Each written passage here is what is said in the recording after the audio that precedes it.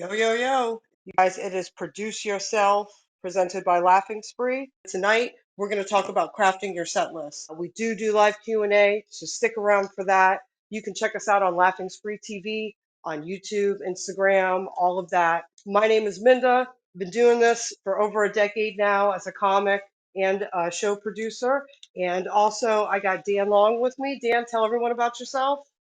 Hello, hello. Thank you for joining us. Yeah, I've been doing comedy a little over 10 years now. Perform, all around the country, mostly in South Florida now. That's where I'm based at. Started producing shows up in Pennsylvania when I first started comedy, and then been producing them for over 8 years down in South Florida. Helped with the festival, produced shows at bars, have done charity shows. So yeah, I've been doing this a long time, have learned things the hard way. So we're just here to share that kind of knowledge with you. That's right. That's right. And Dan brings up a good point. We've been doing this for a long time. We want you to not make the mistakes we made. We're going to give you some observations, some stuff we've learned. We're going to have people join us on stage who are also experts, and then take your questions. In about 15 or 20 minutes, we'll start bringing Q&A people on stage and doing that popcorn style. Um, Tonight, for crafting your set list, we're going to talk about joke selection, finding your voice, aligning with your onstage persona, exploring different kinds of sets, meaning are you doing a long set, a short set, a competition set, a clean set, and then also joke placement, beginning, end, that sort of thing. We got a lot to discuss tonight. So you could always hit us on the replays. We also repost these on YouTube after a while, and then you can always hit us on the back channel with questions, or again, we will be bringing people on stage. So ping your friends in, especially, if you're starting out in comedy or you're just refining your craft. This is a great place where you can listen, learn, ask some questions, and we're just here to help. We're just here to make sure that you don't make the same mistakes we did and kind of talk through some of the basics of comedy. So, welcome. First thing I asked everyone, I know a lot of comics, show producers, people really on the hustle. I asked them for book recommendations because, I'm not an author. I haven't written a book. I wouldn't call myself particularly an expert, just somebody who's taken a lot of hits and a lot of experiences. But I would say number one that everybody said, if you have not read um, Judy Carter's book, she has the Comedy Bible. That is something that came up over and over again. So you guys should definitely check that book out. Judd Apatow's book also, Sick in the Head, Comedy Insights, Poking at a Dead Frog, which is a bunch of interviews with comedy writers. That's super cool. Comedy Writing Secrets by Melvin Hurlitzer. And then also a friend of mine in improv says if anyone's out there on that improv grind, if you check out the way Upright Citizens Brigade manual breaks down sketch writing and improv, and it also is super applicable to joke telling. So those are all different resources that you guys can check out. But we want to have more of a conversation about it tonight. And like I said, hopefully around 8 o'clock, we'll actually bring an expert up who is going to take live Q&A, and you guys are going to lose your shit if she has time to show up and can make it. We're going to be super excited. So look out for that. Dan, I know you craft different kinds of sets. I think I want to just jump in talking about for you, how do you like to select your jokes? How do you start? I guess it depends on the type of audience that I have. I walk in and I kind of eye them up. And if it's, a younger crowd, I'll probably start a little bit differently. I'll be not maybe as worried about, let's say, being a little bit, not that I'm overly sort of edgy or dirty, but I'm not as worried about sort of getting dirty, kind of early on, where if it's kind of an older, maybe more conservative looking crowd, I'll kind of ease into my set a little bit more with, let's say, kind of more clean material and then kind of build from there and then maybe get into things, like jokes about drinking or whatever that are maybe not quite as clean or maybe a little bit dirtier and kind of ease into it because the one thing you kind of don't want to do is like, especially if you're an unknown comic, is just to immediately shock the audience as soon as you get up there. Because it's like you can sometimes dig yourself a hole by it's like right away they kind of don't like you, and then you almost have to convince them to like you by bringing yourself back around with some better material. So I always lean on the fact of kind of maybe easing into being dirty or edgy versus just kind of going into it right away. And one thing I kind of like to do as well, and if you're newer, it's a little bit tougher to do this, but since I've been doing it for a while, is whenever I get up on stage, I don't ever like to just immediately go into my material. I like to go off the cuff, maybe comment on something the host said, something going on in the room, interact with someone, so it kind of blurs the line between when you're just talking up there versus your material. So that's something I've sort of worked on over the years that I think is helpful, but it takes some time to be able to do that. Well, you know what it is? I think it's the inclination, especially when you first start comedy. And for a lot of veteran comics that may be out there, we're going to get into more specific stuff. And again, maybe do some Q&A with somebody who you're going to love to speak with. But I think it's everyone's inclination at first in comedy to be shocking. You know, a lot of people tend to lean more dirty jokes, more sex jokes, all that kind of stuff. And while that's a maybe way, you're finding your way through comedy and finding your voice and figuring out what works for you, and that's fine, you definitely have to think about like first impressions matter. And you got to remember, we're not all super famous A-list comedians, but we're going to walk on stage and you have a fan base who's already invested and loves you, and you can go up there and you can just say anything, and they're just dying for you to say words, and they're ready to laugh, and they're already like so in love with you. Generally, it's people who have never heard of you before. Most likely, you may be at an open mic and they may not have even known a comedy show was about to happen. Um, but even so, on book sets, you never know what type of environment you're going to go in as far as audience reception. And the fact that you may be generally unknown to the people you're in front of makes it so, unfortunately, even if your best stuff, like I have some killer stuff I love to do that's super dark, Menendez Brothers, blah, blah, blah. But I've just learned over the years from actually doing the wrong thing. I mean, I started up, I wanted to do shocking material. That was the whole thing. And then I realized, but people, they don't like me yet, right? Likability is a lot. I think, Dan, you're super likable comic. Is that something that you kind of cultivated over time? Yeah, because it wasn't something I feel like I was very early on. And I remember early on, I fell into the same problem of some of the things I wrote were just sort of more shocking because it's sort of a cheap, easy reaction you get. And like when you're early on in comedy, you maybe just think a reaction in general is good, but just a sort of groan, sort of, half laugh when you're up there because you've said something super over the top isn't really what you want to go for. And people aren't going to remember you for that. They're going to walk off the stage going, man, that guy just said a bunch of shocking bullshit that wasn't really funny. And, I probably could have written better stuff than that. So that's not really the impression you want to leave. Like, you want to try and write good things because shock is it's a cheap laugh. And like I said, I fell into it early on, and I had to kind of learn to lean more into being clever rather than shocking, and it'll make a more lasting impression. Yeah, yeah, yeah. We also got Jackie Sanchez on stage. Jackie, are your earphones working yet? You good? Yes, now I'm good. My headphones were a little busted, but they are good. I'm good. Okay, okay. We're talking about joke selection. We're starting off, how to craft your set. We may have a special guest dropping in to do Q&A, which would be amazing, taking a little of the pressure off of us.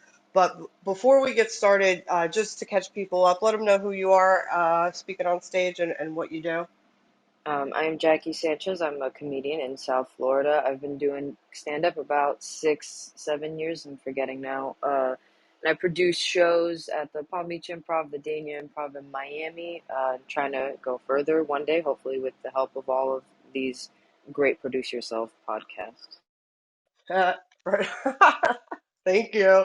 But yeah, you guys, just to refresh the room real quick, because we got a lot of new faces coming in and out. This is Produce Yourself. here in the Comedy Club on Clubhouse, presented by Laughing Spree TV. We do this every single Monday at 7:30. We hit a host of topics about producing yourself, whether it's being a comedian, a show producer, a content creator. It's all things that we've been doing collectively for decades. I know for me, over a decade, Dan's close to it, and Jackie as well. So we're just trying to share our knowledge so you don't make the same mistakes we are. Tonight, we're talking about crafting your set list, and we're going over a whole list of different topics. And in about maybe about 10 minutes, we're going to start bringing people on stage here for Q&A as well. We were talking about joke selection and different ways to start out your set. Over time, Jackie, have you found like an optimal way that you like to begin as far as what jokes you're picking out? Yeah, I'm definitely I feel like my physical qualities they're easy to address right up front because I feel like there's a lot of different ways to pull a joke just from your like physical appearance, but it also for me personally, not saying everyone has to do it, but just for me, it makes me feel like I'm connecting with the crowd right away. Like I'll just try to acknowledge something that we're all noticing together. Like I feel like that puts us all kind of on the same page and we feel a little more together than we would have if I just came out and was like, so I hate politics or whatever. So I kind of like that as well as giving it a little bit of a structure. Like I want them to get to know me. Like my recent opener has just been like, I'm Cuban, whatever. So it's a little bit of get to know me, but also physical. Again, you're looking at me. I don't look super Cuban, whatever. Like I feel like that stuff is easier, but introduces you to the crowd. Yeah, no, that definitely makes sense. And that's what we're saying. Like, you want to kind of set the scene for people so they understand who you are and what you're about. And also, so you just don't like kind of turn them off right away. Even if you have the coolest, most divisive joke that you just have to do your rape or abortion joke, or it's just not you. I get it. I'm going to say it. Definitely dial it into a later part of your set. Um, Dan, what else do you think about when it comes to joke selection? Yeah. Like I said, it kind of depends on the audience when it comes to joke selection, and also the amount of time you're doing as well.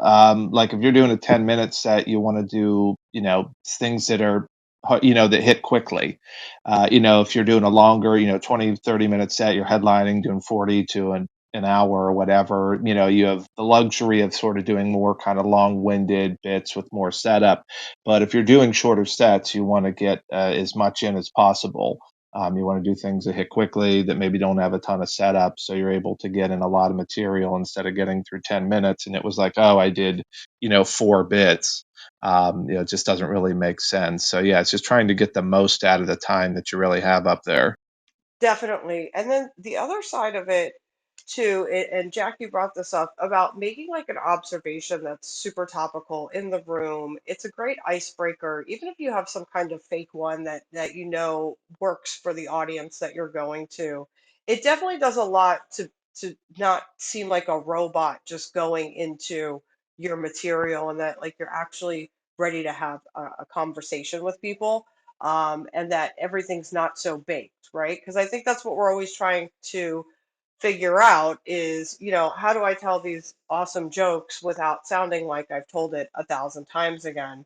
Um, or trying to go up and connect when it's stuff that you might be doing all the time. And I think that's when joke choice and understanding how to place your stuff comes into play. A lot of it's trial and error, but a lot of it's like, you know, starting broad and getting more specific as far as, what's more acceptable via the humor. So you want your broadest, most mainstream humor, the stuff that maybe, is your second best stuff to start with. And you can get kind of more specific as you go, if you want to get more and more shocking, but then definitely like end on your best stuff. The other side of choosing it too, it's just like finding your voice. Jackie, as you've been doing comedy, what's the curve that you've seen when it comes to really finding your voice? I mean, I think the average is what you hear is everyone says 5 to 7 years. Has that rung true with you? Um, I mean, I think so. I think definitely. I mean, but I'd say I think so, but I also feel like I could be a lot more comfortable on stage, and I know I'm not 100% my like self yet, but I also feel that I have a bit of a stage persona, so to say. So I may have already found like my voice, but I definitely think it takes a lot of time, and comics don't realize, and they think early on that they already kind of know. But as you are hitting more shows, more mics, getting experienced, your reactions are different, your comebacks are different to hecklers. You get kind of, they rough you up and they teach you. All these open mics and these bar shows can really show you what your voice is, I think, and what these natural environments bring out of you and who you are on stage. So I definitely think it could take 5 or more years. It could be less, or it could be more. I think it depends on the person, how often they're, grinding, how often they're really doing it, and how serious they're taking it.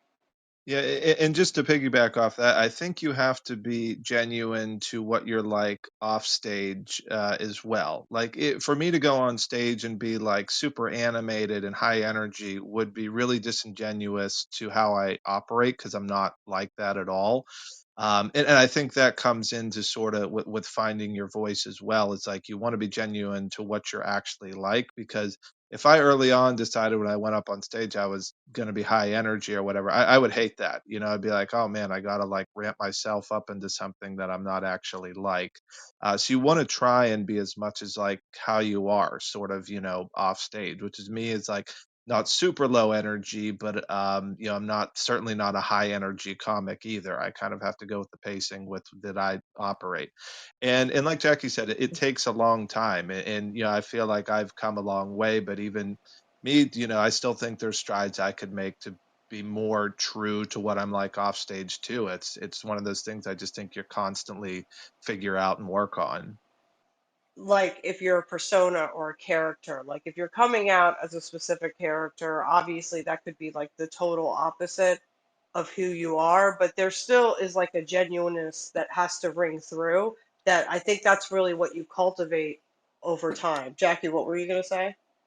Yeah, I was just gonna piggyback off that exactly and say like what Dan is saying is like super true, and I have found that people are really pleasantly surprised when they see that I am basically me on stage as opposed to off, because they don't want to believe that it was all an act, like they want to kind of believe that that was really you. So I definitely think what he said is 100% true. Don't oversell yourself or change it just for the stage.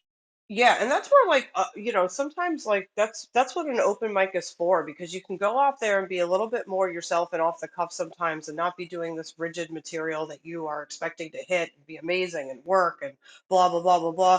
And so in those moments where you're not exactly prepared but you're still up there having fun doing your thing is kind of where it comes out the most. So those people who are on that grind, you'll see that progression a lot faster, and it's just because they're getting more and more experience being themselves on the mic. I know when I first started, things were fast paced. I was pacing the stage like a wild animal. Like things like I was so in my head about remembering what I had to say, and that really does dissipate over time. I'm going to reset the room real quick, and then we're going to start taking some Q&A, and we're going to keep going with some other stuff. We're going to talk about exploring different kinds of sets, what kind of jokes to use in long, short, competition sets, clean sets, and placement. This is Produce Yourself here on the Comedy Club on Clubhouse, presented by Laughing Spree. Tonight's topic is crafting your set list. We do this every single Monday at 7:30 p.m. And every night, every Monday, we have a different topic regarding producing yourself. Whether you're a comic, you're a show producer, or you're out there producing content, we cover all those types of topics. And you can hit us up on the replays, and then we're also posting them on Laughing Spree TV on YouTube. And you can hit us up at Laughing Spree TV on Instagram as well. If you have any questions, hit us up on the back channel. If you have any questions that you want to come on stage and talk about, please do. We may or may not have somebody jumping up here around 8 o'clock to answer some questions as well.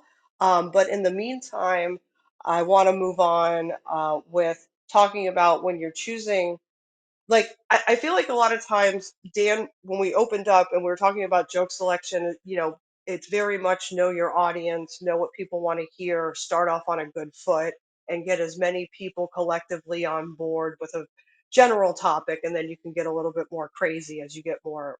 liked or your character is cultivated more.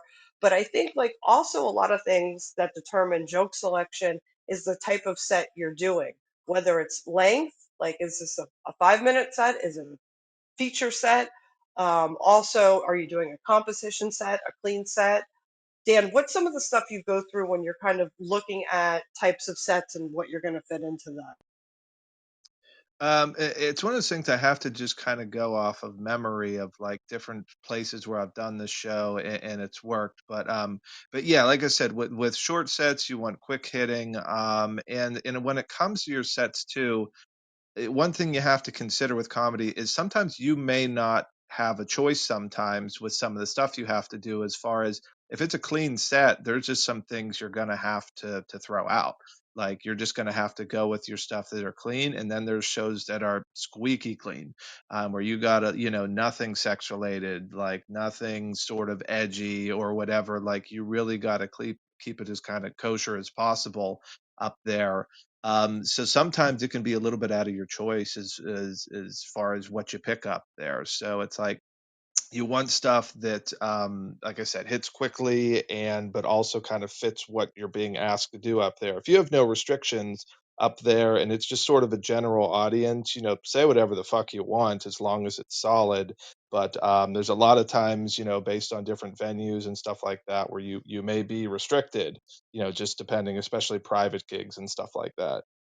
Yeah, and when it comes to, okay, so think of it like this. Let's start with the most basic, right? A long set versus a short set. And whether it's because your short set is for competition or you just have a really short set at a, premier club that's going to throw you up real quick and you're figuring it out. I mean, I would say rule number one, if you have a short set, do shorter jokes that hit quicker so people remember that they laughed a bunch of times. You have to have the most like amazing joke with the most amazing tags to get up there on, let's say, 5 minutes and only do one or two jokes. That's really, really hard to do. Jackie, have you ever run into some situations with competitions where you have to abbreviate your set and you really have to start parsing through what works for that time limit and what doesn't? Because some competitions start you all the way down at like 3 minutes, right? Yeah, so the way the Ultimate Miami Comedian contest worked was you get a 4 minute set, and then if you make it through that first round, you do a completely different 4 minute set, like 30 minutes or an hour after, whenever that first round is over. So, I mean, that was definitely the hardest competition I've ever had to prepare for because of that structure itself. I had to split essentially my 10-minute set into two 4 minute sets was what I tried to do, but also had to try to decide like what jokes to put in the first set that could get me into the final round, but also didn't want to use all my good jokes the first round and then not be able to really, hit it home in that second round. That was where it helps to write a lot, try to have as many jokes as you can that are somewhat strong, and figuring out the structure, at least for me, was I tried to do the same thing where open with a stronger one and close with a stronger, but that's hard to say when you're doing two like sets and it's okay, I have four solid really good closer worthy jokes, like no way. But I was just had to kind of make that judgment.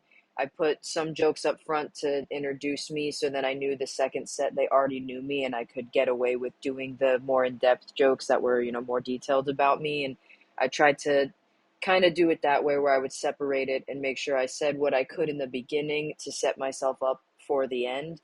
Because I think you can also, I mean, not, I didn't do any callbacks, but you could set up in a longer set or a shorter set a callback if you had to do like two separate sets. But that's if anyone has to do a weird contest like that.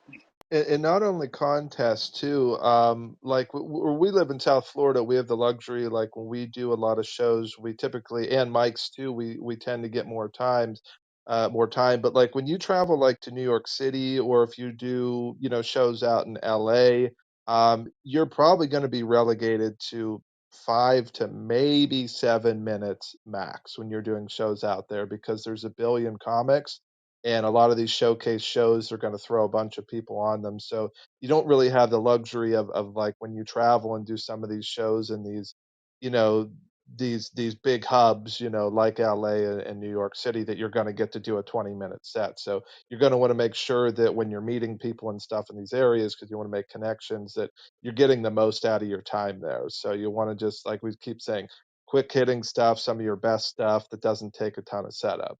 Yeah, and you really will have the opportunity, especially once you start featuring, to be more liberal with how you want to place your jokes.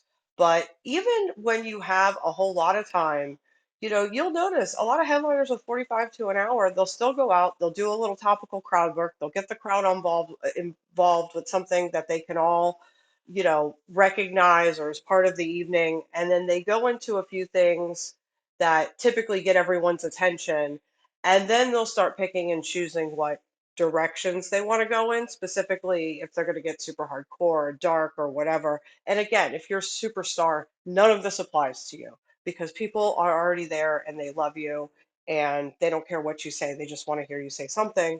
But if you're somebody who's relatively unknown, these are all things that kind of help you set it up. So we're going to do some live Q&A here. We're going to talk about a few more things. We may have a special guest come in here a little bit after 8 o'clock, but this is Produce Yourself in the Comedy Club here on Clubhouse, presented by Laughing Spree TV. So you guys can check us out on IG, on YouTube, on laughingspree.com.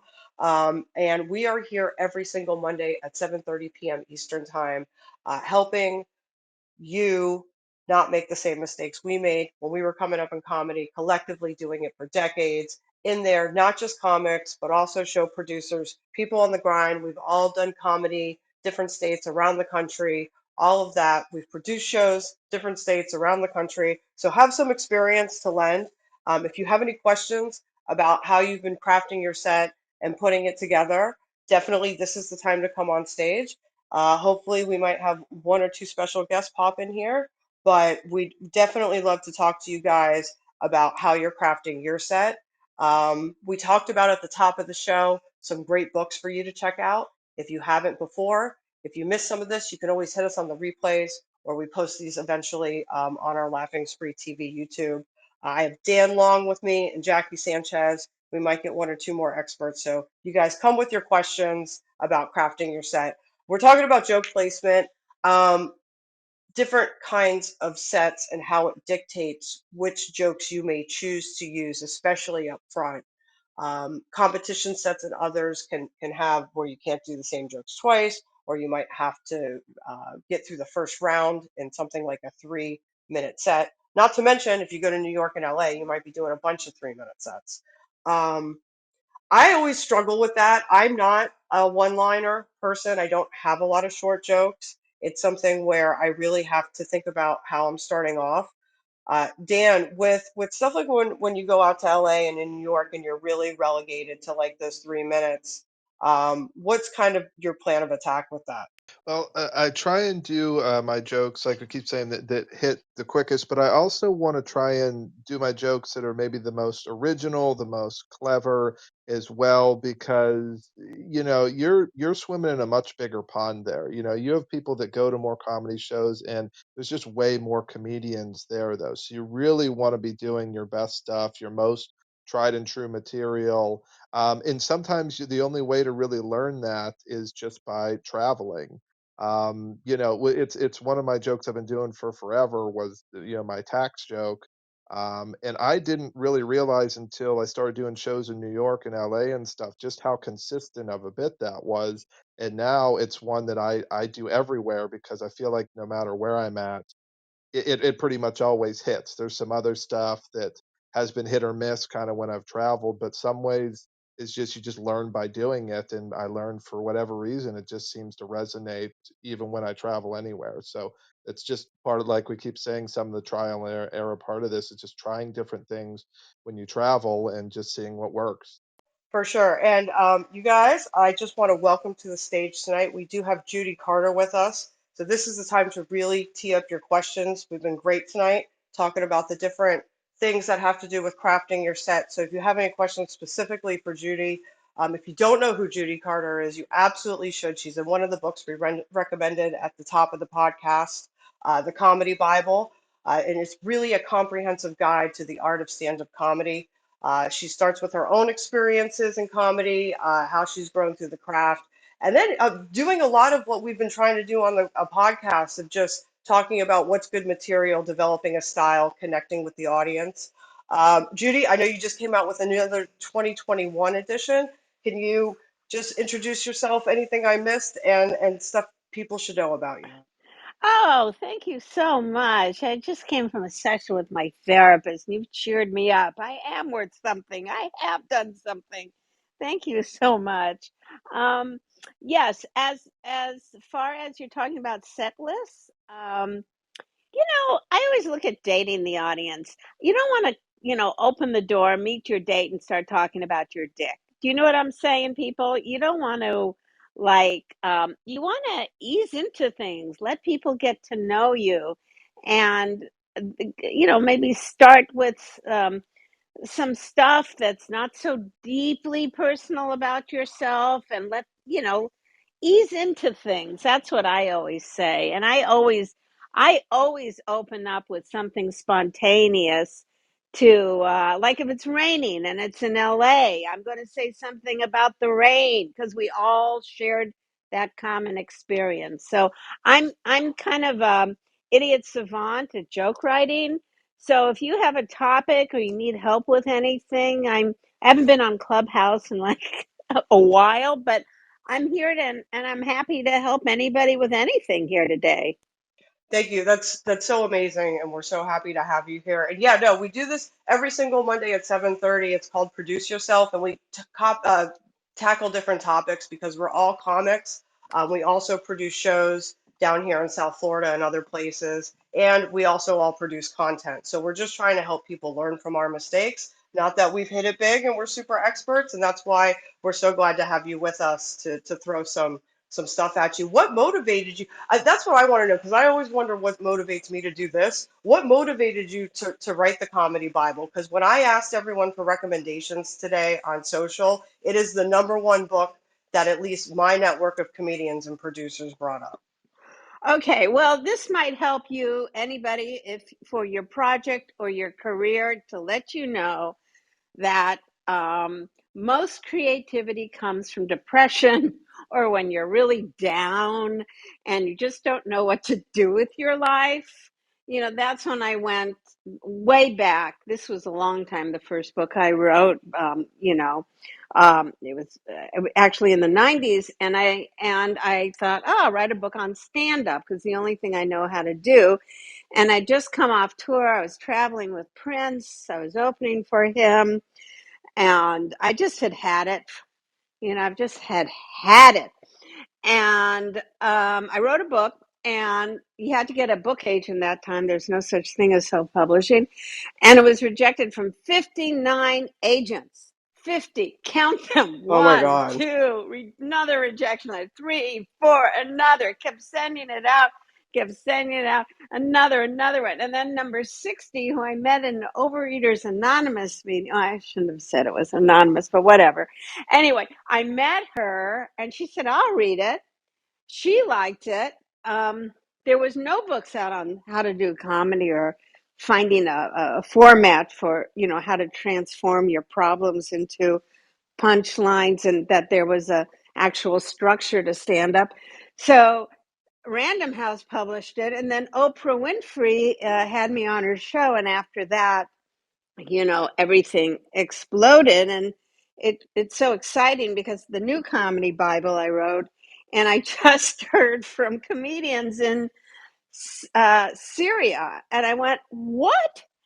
And I'm talking to comics in Syria, and which I found incredible to hear how like they have found a way to turn some very severe problems into punchlines. I mean, the tragedy there, they just had the earthquake. And I am such a believer in the transformational aspect of comedy, that whatever you're going through, whatever your audience is going through, to go on that journey and actually get laughs from it, there's nothing better than that. Nothing better than that. So, most of us comics are miserable. We're just, I've never met a comic with a happy childhood. And we do this because, you guys know this on Clubhouse. We do it because for our own mental health, we have to. That's why, right? Right, Minda? No, yeah, no, Am I I think you're right. talking No, the it's truth it's here? definitely no, it's a form of therapy. Look, I've been talking about how I have so many pregnancy jokes from the last 5 years about talking about how scared I am to have a kid. It is better than anything I could pay for. But I think what you said was so right on when you're telling people, think of it like a date. Don't just spill it like you're at a therapy session right off the bat. Like let people buy into you a little bit, right? Well, I like to buy into the audience. See, I do it the opposite. Like everybody complains, like, "Ugh, I hate open mics because you're just performing for comics." But if I'm going to perform for comics, I'll do material about comics. Like, the comics don't laugh. They go, "Oh yeah, that's funny. Oh, I like where you went with that. Yeah, I like that. That's good." We don't laugh. So you make a joke about it. So I find that I start not with myself, but with the audience, with what's going on in the room, and you call it out, whatever's going on. It could be the shape of the chandeliers above you if you're performing in a fancy place with chandeliers, and to me, that's what brings the whole audience together about them. If you could find something about us and then take the room and you unite it, that you all have something in common, that's killer opening. For sure. Rob, thank you so much for joining us on the stage. Do you have a question for Judy? Hey, thanks for having me, Minda. Hi, Judy. How are Hey, you? Do I have a question for Judy? I don't know. She's pretty much spilling all the beans here. Yeah, about crafting your set list as you've started building it over the years. Yeah, I know. I'm sort of different. You know me, Minda. The way I go, like she's like, first thing Judy says is, "No one wants to hear about your dick," and then here I am talking about my son's dick, pretty much right off the bat. your So son's dick? Excuse it me? Do we need to call Child Protective Services? What? Well, I'm not doing anything inappropriate to it, if that's what you're getting at. But it works. But no, I don't know. As far as asking her questions about how she structures her set, I think she's done a pretty great job at breaking down, uh, really breaking that initial barrier with the audience. That's Everybody always is so different, and I like to get loud and kind of boisterous right away and grab their attention, but that doesn't work for everybody. Right on. Dan, what did you have? Um, yeah. I guess that Judy kind of went over it as far as it is something we kind of touched on a little bit easier earlier too, is how like you do want to make a connection with the audience, right away, as far as like you want to ease into it and you want them to like you. I mean, like Judy was saying, we're desperate for approval. We all just want everyone to like us, and we need them to like us immediately. So like the best way to do it is just kind of ease in instead of digging yourself a hole. um but yeah, I mean, I guess for Judy is like, how do you kind of, when you look at an audience, how do you decide on what set you're going to do, or do you kind of already have a set in mind, or will you take a look at them and be like, okay, I'm going to completely change it up based on the age or demographics, or the type of room? How do you sort of operate whenever you look at a room? Well, I always like to see what happens before me, and to see whatever is going on in the room, um, and and like kind of mesh into that. So and call it out. Like, what's the buzz going on in the room? Did something bad happen before I went on? Did something, what happened in the room? Like, okay, for instance, I just did a gig, but it was a corporate gig, and there was lunch beforehand. And and it took forever for the chicken to get out, right? And then so I come out and I go, boy, life is stressful. All this stuff happening with the wars, the earthquakes, and waiting for chicken to come out. And the entire audience lost it. And that's how you can get people to love you in 17 seconds. Because if they know it's something, oops, sorry, 1 second. Okay. Um, if they know it's something that you're just thinking of in the moment and it's spontaneous, it doesn't have to be that funny. And it immediately tells them that you're a pro and you're daring because you're doing something that is based on something that just happened. So it doesn't have to be a killer joke. And they will love you for it. It just never seems to fail, you know. So I always go off of, I don't know, where was I? I was in some place in Aggie country, and they had a SWAT team perform before I went on, like show the SWAT team, and I went, isn't this farmland? What do you have a SWAT team for? Drop the strawberries, or I'm going to shoot, and the place falls apart because it just happened, right? So I that's what I think all comics need to be in improv classes, so you get used to kind of flowing with it and reacting to it, and then get into your material. Jackie, I know you had a question for Judy. Yeah, hi Judy. This is super cool to get to talk to you and hear. Now, I'm more of a storyteller comedian. I tell pretty long jokes. So, what my question is would you, I guess how do I word it? Would you ever, do you think it's better if you have, say, like a long joke, like a 5 minute or more bit? Where's the best place to structure that in the set? Like could you end on a really big one, or do you think it's better to end on a shorter joke? Well, that's a really, really good question. And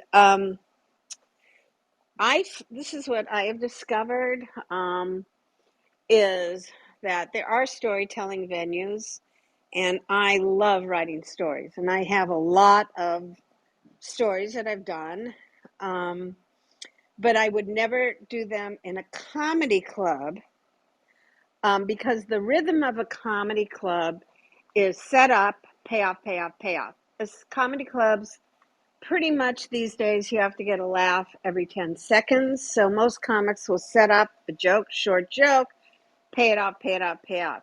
A story is, and then this happened, and then this happened, and then I went here, and it's a completely different structure than stand up. So if you're doing a story at a stand up club, you might want to say, let me tell you a story. Like to announce, so if I'm going to tell a story to stand up club, I would do stand up material up front to go, okay, yeah, I know, I'm in the rhythm of what's been happening in the club. Okay, because the audience is set up to laugh, that has that expectations. So then you can go, okay, let me tell you the story, and but I find stories, the reaction to them is very soft, you know. And believe me, I love my favorite, David Sedaris. I I adore him, but you'll never see him in a stand-up club because of that reason. Kathy Griffin would go, and in the days before she was really famous, she would perform at a stand-up club and bomb because she's a storyteller. So she and her friends rented out a place near the Hollywood Improv. I live in LA, and they created their own venue, and Beth Lapidus and the Uncabaret, where they told stories, but they can't do them at the comedy club store here or the Laugh Factory. It's just doesn't work. But that's what I feel. I feel stand up is premise based, not what happened. It's not a story. So approximately, like, what would you say average length of a joke should be in a club? It's not the length. It has to do with I don't know. Like, do you want to tell me? Like, it has to. It's like saying, should I do a poem or should I tell some jokes? You know what I mean? It's just different, Well, I right? can, if maybe I can explain a little bit. Like I have I have like a 5 minute joke, but it has a lot of like tags kind of in between. Like I wouldn't necessarily say it was a story, but I do try to start with like, I kind of Give me the pre-warn the setup. crowd. Give me the setup. Why don't you do the The setup? the setup is how I got on Zoloft at 17 years old. And Okay. then the point of it is my friend hooks up with my boyfriend and I get revenge. It's like a mini story within it. Okay. All right. Here's the thing. What I find very successful. I didn't invent this stuff. I just found every single comic who makes a living, who's really making big, long living, follows certain structure of stand up, and that the setup doesn't have these words in it. I, me, my. Anybody here having trouble with their mental health, right? That's Yeah. stand up. A story is, so let me tell you the story about me. So Okay, so it's not, yeah. see, here's the problem is that we can't assume the audience will be into us. It's our job to care about the audience. So when you go use words like you and us and we, anybody here depressed? Let's hear it, people. Oh, yeah, it's so hard. Do you know what's weird about antidepressants is before they make you happy, they really make you down. I know, I'm just making up shit. But it's a premise, right? Then you can go into, there I am at the doctor, whatever your payoff is. But it's a joke isn't what happened. Stand-ups are opinions about topics, right? Like rather than going, I was watching the news and I was getting depressed and there I was, and then I realized, too many eyes. Anybody notice how all the commercials at the news are for drugs? What's going on here, people? What's going on? Is everybody watching the news sick, or is the news making us sick? So I'm not telling a story about me. I'm asking the audience constant rhetorical questions to keep them into me, to get them, involved. I'm talking about them. No, that makes total sense in bringing it in and exactly what you were saying at the very beginning, making it about the audience. Brett, thanks for joining us on stage. Do you have a question for Judy?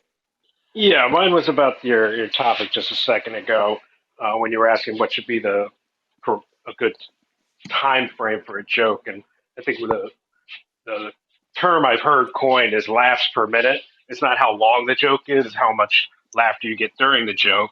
So my question would be when you're looking to kind of get shorter jokes and more jokes in one set, where do you first go to cut out the fat in a longer joke? Okay, give me the topic of your joke, and I could just show you right away how to do it. Do you have something you want to joke about?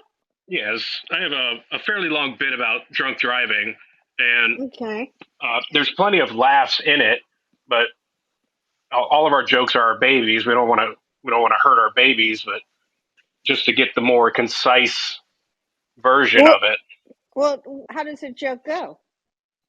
Um, so I say I like drinking and driving. I consider it Florida's number one sport, and it's like 6 minutes. You want to do the whole thing? No, I think that's a really But funny but the idea. premise Wait, is hold that it, I hold like it, drinking hold and it. driving. I'm good at it. They're going to try to take all the fun out of drinking and driving by putting impaired driver sensors in new high tech cars. Go into Okay, give me a Teslas. moment. Give me a moment, because you got some. You're not doing a payoff to something really funny that you said. You have a really good premise there. What's your name? Brett. Brett. You have a really good premise there, Brett. In Florida, do you know what's weird? First of all, you don't have attitude. You got attitude words, hard words, scary, stupid. First thing, throw an attitude on a topic. You know what's weird about drunk driving? In Florida, it's a sport, right? Okay? That's Hmm. then Let me finish the joke. Then you're going to do an act out. An act out is where you act out a news commentator. Can you want to do some improv with me? Be a news commentator. And it's the sport of drunk driving. It's on TV, right? You're moderating. Okay, what would you be saying? Well, I do have two sort of act outs. There's like a dip in the joke where I go to a different topic on No, drunk driving. I'm asking you to improvise with me. Like you said, how do I get to a joke quicker? I'm showing you right now. So we're going to add something to your material here. So you And what I'm said saying is I something. do have two sort of act outs for the joke No, I'm where I asking you to do envision an act myself out. going on a date. Okay, Sorry? I'm sorry. Let me do the joke for you. Anything you mention in your stand-up act, you act out. So you say drunk driving in Florida, it's like a sport. All right, he's got a 5.0 alcohol level. He's coming around. He's trying to make a left turn. Is he going to make it? He hit the pedestrian. Okay, come in. You know what I mean? Boom. You go to the act out of what you said, and you get a laugh on it. Then you go to another thing but the hard thing about drunk driving, seriously, is, mothers or whatever you go into that. But all I'm saying is that you go a couple sentences and act out, you get a laugh. Go watch, any comic, go watch Chris Rock, and you'll see when they do an act out, meaning they become another character, they get a laugh. It's like unbelievable. So, all I was saying that you mentioned that in Florida, drunk driving's like a sport. Then you just want to jump into your premise and be the moderator in the sport, or be someone who's, accepting an award. You want to jump into the scene that you just created. Does that make sense? Yeah. Because you said, "Oh, I have an act out on dating," but I didn't hear the word dating. I heard you say set up something, right? And I thought it was a really great idea. So that's all I'm saying. Does that make sense? It does. Like I do have a slight act out at the very beginning where when I say it's like a sport, I say it's like I treat 95 like Mad Max Fury Road, and I start driving my hand weird and shooting an AR-15 out the window with my other hand. So What do you say now? I Now, can I act can outs always have words. yeah Act I outs. can more act it than I have been. Okay, act outs always have words. It's not like bang bang. It's like you are in a scene of a certain person saying something, right? It's like an act out can be even an inanimate object, like Robin Williams says. Chairs have a hard job. I wonder if chairs are going, oh no, here comes another asshole. So he becomes the chair talking to somebody. So an act out isn't pantomime. An act out is Gotcha. actually becoming the character, somebody else. Okay? Gotcha. Anyway, nice talking to you. You got some great ideas. Thank you. Act outs, definitely bring it home. I mean, what are your feelings on crowd work, Judy? Outside of opening and, mentioning something that you guys can all get on board with, do you do a lot of crowd work or recommend it? I recommend crowd work all the time. That's what everybody wants, everybody loves. And crowd work is really, really can pump up a laugh on a joke. Let's say I have a joke about relationships, like people are married, like a joke about, let's say I'm going into a joke about my divorce. I would start off with, hey, you guys married, you're single, how's it going? Right? Now, I don't have to be funny on the crowd work. Why? Because I have a joke I'm headed to about divorce, right? So I have a joke I'm headed to. So I can kind of like slow it down and ask them a couple questions. Maybe something funny will happen, maybe it won't, but it doesn't matter because I know where I'm headed. So it gives me intent and makes me interesting. So not getting laughs is also a very important part of comedy because setups aren't funny. So if you ask the audience, here's some tips on crowd work, and this is all in my book, New Comedy Bible, but sometimes I'll ask a rhetorical question. How many of you like football? And I can then see who's going to react, who's going to be into it. And then I could go to a table. What team are you guys into? And they do it. And then I see one person is going to be good to talk to. So that's a way to funnel so you don't end up talking to, nothing worse than talking to someone who's so drunk you can't even have a comeback for them because you cannot even understand what they're saying. They're going like, "Oh, you like beaks? What? What the hell did he say? What?" So anyway, that's my suggestion for crowd work. Start general, very simple question, and then, maybe get to a table and then get to one person. So that way can help you not end up with some crazy one person who, steals your show. Yeah. No, I'm gonna be honest. I call that kind of like baked crowd work, where it's like crowd work where I already know it's going. I'm constantly in awe of people who I know who do random crowd work constantly. Have nothing to do with their set, nothing to do, it's just something off the cuff, and I often wonder how valuable that is. Mm. What do you mean? Like there's a particular comic that I book a lot. He's great, he's amazing, and one of the things that I can always count on is there's going to be a piece of his set that's completely random, but interactive with the crowd. Not to say so much as like bringing him on stage or anything like that, but it's not crowd work that's particularly baked, and it's not crowd work that's just kind of finding the commonality at the beginning. It's like all of a sudden, out of the blue, because of something that happens, they're breaking out in dance or something on the stage, and it's something that he's great at, but it's it's not everyone's bag, and I always wonder, Yeah. being that like some of it too is you do enough certain venues, whether it's cruise ships or other things, you get better at different types of styles. But at the same time, I always find it really impressive when people do it in that non-baked way. Like I do a lot of jokes where like what you were saying, I kind of, hey, who's this, who's that, but I know I'm only asking these questions because it's directly relate. It's the most selfish interaction ever. I'm literally only asking you to get to where I need to go.